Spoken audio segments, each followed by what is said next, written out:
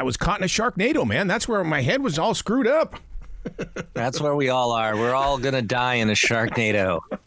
Dude, this celebration that you guys are going to be doing for the 10th anniversary, we need this because, I mean, I'm one of the guilty parties. I saw all of this on the flat screen. I've never experienced it on a big screen.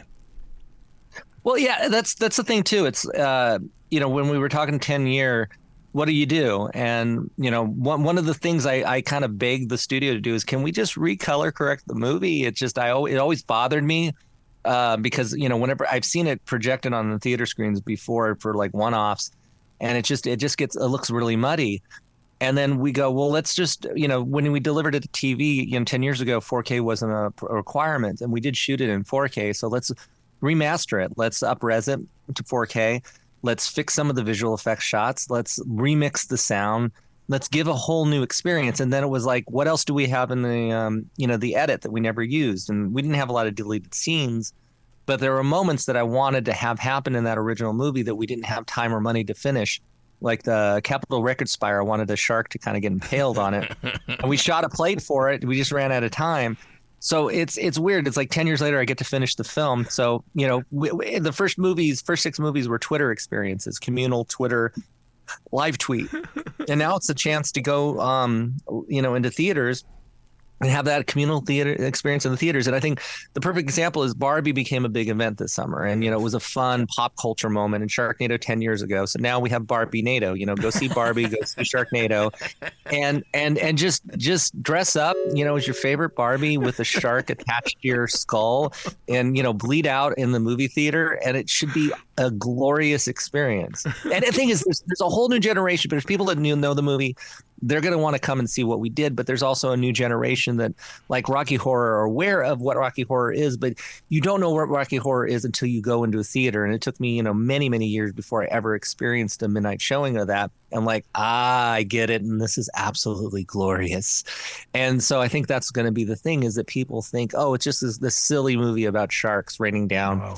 It's got to be nothing. And then you sit there and you watch it and you go, I can't believe what I'm watching, that someone actually made this crazy movie, and it doesn't stop. That's the thing that's incredible for our little low budget.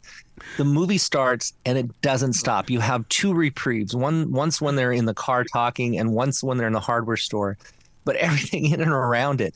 And we just amped it up. There's a scene in the parking lot where Finn shoots a shark, and other people are like, trying to hit, sharks, but they didn't put the sharks in there. So now we built this up, and it's just more robust. Wow. And it looks like it's like George Lucas special edition, the Star Wars movies. Oh my God, you're reading my mind. You're reading my mind, because I was going to ask you, do you feel like George Lucas right now?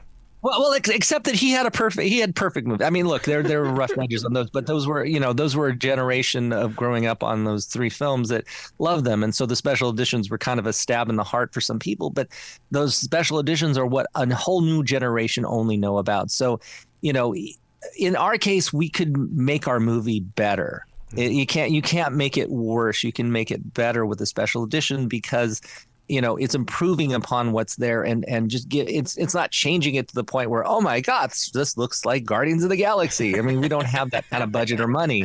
It's still the same ridiculous, stupid movie that you remember from 10 years ago, but it's just remastered for a theatrical experience, so you can enjoy it and you can see it with clarity and hear the stuff. There's stuff I never heard before that I know we had baked into the original mix. Now that we've went in and remixed it for theaters, it's like, oh wow, I remember we did that.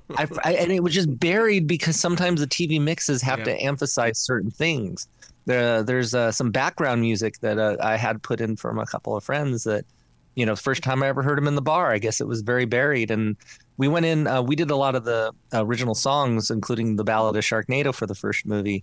We did about 5 or 6 of them. And so Robbie Rist, who's my writing partner with Quint, the band, we remixed those. And the first song in the film, Let It Ride, just never sounded great. And now it sounds, oh, wow, I actually like that song. And it's crisp and clean, and it's just robust.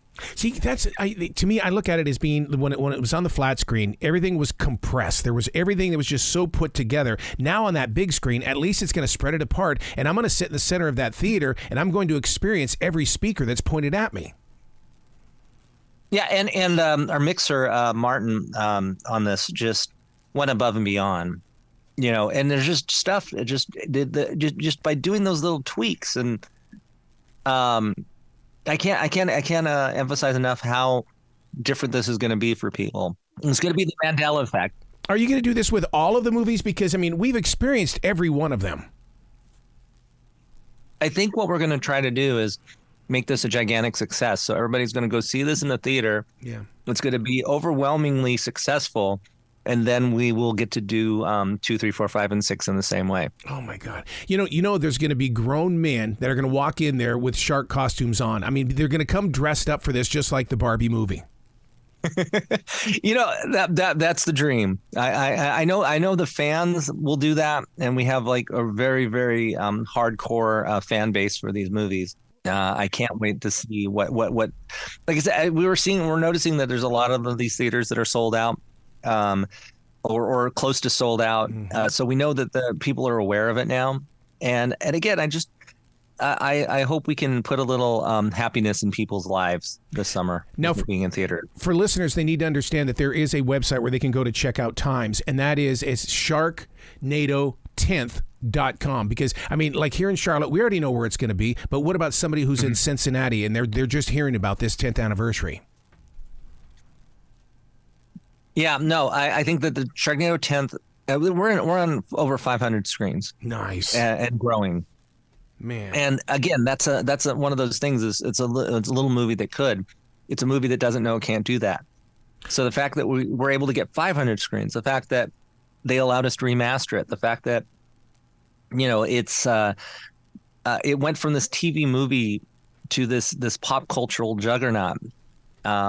It still is amazing to me that we're talking about the movie 10 years later. What's really cool about this, Anthony, is that in reality, the man cave is coming to the movie theater because a lot of these movie theaters now come with bars. And we're going to load up and go in there and watch that movie.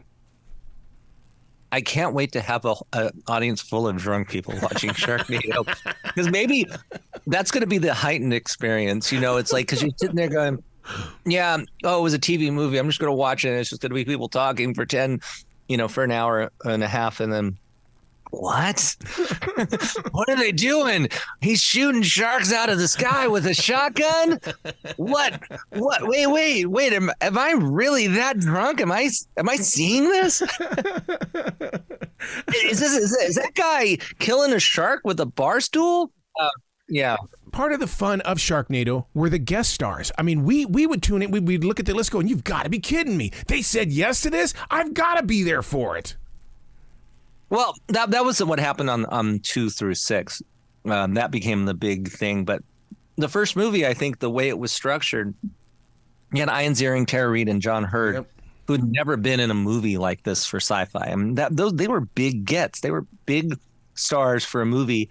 And I think that was part of the anchor on top of the ridiculousness of the title that kind of drew people to it because it gave us a pedigree. It was, here's John Hurt. He was our first person, I think, that we got cast. And once John came, everybody else started lining up because, he's an incredible actor. Rest in peace, that amazing man who has been in so many great movies, cult movie Chud, but also Home Alone, Big, Cutter's Way, an underrated indie movie from the early 80s.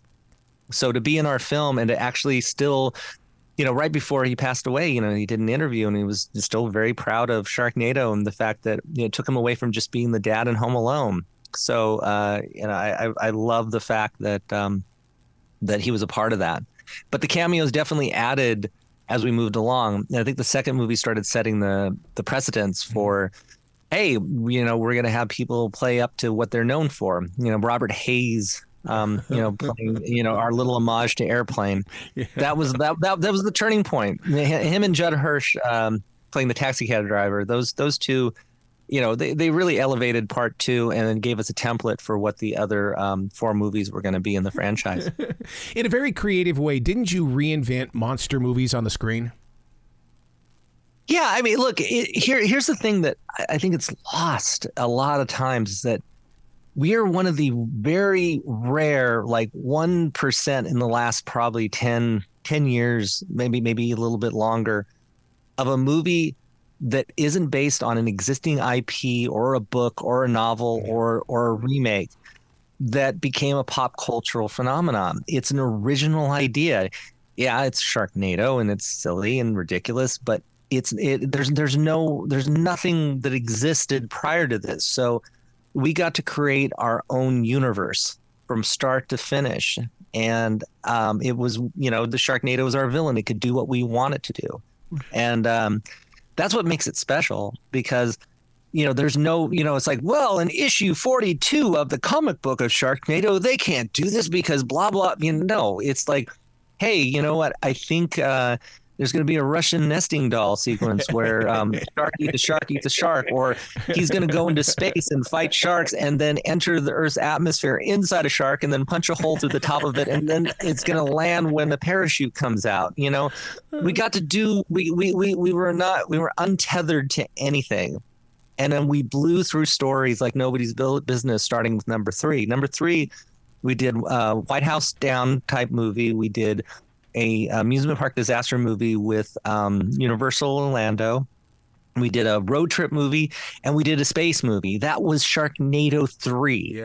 Yeah. And so we were just we just basically said we'll write ourselves into a corner and then write ourselves out. And at least with the last 2 movies, we knew we were probably going to end on the 6th movie. So we kind of baked a lot of stuff into the 5th and 6th film, so we could build up to what I wanted to do for the ending. So we always knew time travel would be the 6th film. Listeners don't see that you've got a Goo Goo Dolls t-shirt on. Dude, you got to do another Sharknado and get Johnny Resnick to star in it or even play on it, because Johnny Resnick is just the ultimate coolest dude. He is so cool. I got to meet them last year, and I got to watch them perform in Los Angeles. And look, if Johnny could do a version of Ballad of Sharknado, the theme song that we wrote for the first movie, I would be in absolute heaven, because that is a total Johnny song. So we need to lobby Goo Goo Dolls to do Ballad of Sharknado as a cover. So if anybody has any contacts with Johnny, I love your band. Been a fan since Hold Me Up. Yep. I think is one of my top 10 favorite albums of all time. Please cover our song and do a big fan solid. He's always been a fan favorite in me, and the reason why is because the thing that Johnny woke me up on, we got on the subject of what writer's block is, and I'm sure that you as a writer and a creator, you've gone through that as well. And he says there's no such thing as writer's block. You're just telling yourself that everything sucks. Well, stop telling yourself that everything sucks, and you'll never have another block again. Well, Sharknado, we didn't have time to have writer's block. We had like 3 weeks to make these movies and 6 months to deliver them. So it's just unfettered imagination. And in the songs came, we've got a catalog now of over 65 songs that we've done for all my films. And when Robbie and I would get together and post, we'd have stuff to write to. It's like, well, we need to write a song about this. So we need something like this. We originally started off Ballad of we wanted to write a rock opera. And so we started writing this theme song, this first part of it. I go, kind of Ramonesy, kind of, go, run away from the Sharknado. It's your greatest fo, don't want to get eaten by a Sharknado. and we finished that in about 20 minutes. And we're like, I think we're done. This is too good. It's just it just has things like Hammerhead's one scary guy, Mako's gonna make you cry, Thresher bites, bye. It's just like how can you top it? But then we still had this this Don Quixote thing of we're gonna still do a rock opera. So every movie we tried writing one, and nothing was as good as that until the 4th movie. I came up with the line, Armageddon, come and get it. The world ain't gonna end unless I say so. And then we go, okay, now we can do our rock opera. And once we figured out it didn't need to be Sharknado and you didn't have to say it in it, and we threw in Jim Steinman and Queen and Beach Boys and Pink Floyd. And it's just this mashup of those epic rock operas. And Robbie risked who's my writing partner and producer on these things, he just nailed it. It's such a crazy, deliciously ridiculous song. So, the movie's extended life to the songwriting career a little bit. The time limit that you gave yourself in order to make each one of these films possible. I mean, were the offices and the studios, was it controlled chaos? Because it seems like everything would be moving all at once, but yet you were focused on the finished product. Well, I mean, when you're shooting it, it's like, again, you don't have time to think. A studio has a big studio movie. You have about 2 years. You have about 100 days. And so, you have time and the luxury, and you can just go in and, okay, we got 2 pages to do. We usually had 10, 12 pages. So, the gun goes off at, 7 a.m. in the morning, and you have 12 hours to shoot so much stuff. And so that's part of the energy. I always say this, it's the energy of desperation. You have little time, but there's an energy to it that organicness that added to the energy of the film. The 5th movie we filmed abroad. We filmed Italy, England, Australia, Bulgaria, and it was kind of crazy. But we went to Italy and they were showing us different fountains, and we kept going, why can't we shoot at Trevi Fountain?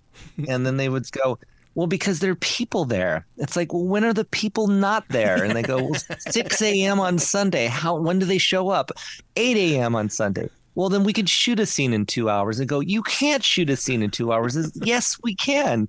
And so what do? We filmed at 6 a.m. We shot all of our wides. By the time we finished at 8, people were starting to fill in, and we got a scene, and we got to film at Trevi Fountain. So that's, I think, the thing is these things start, and you just got to go.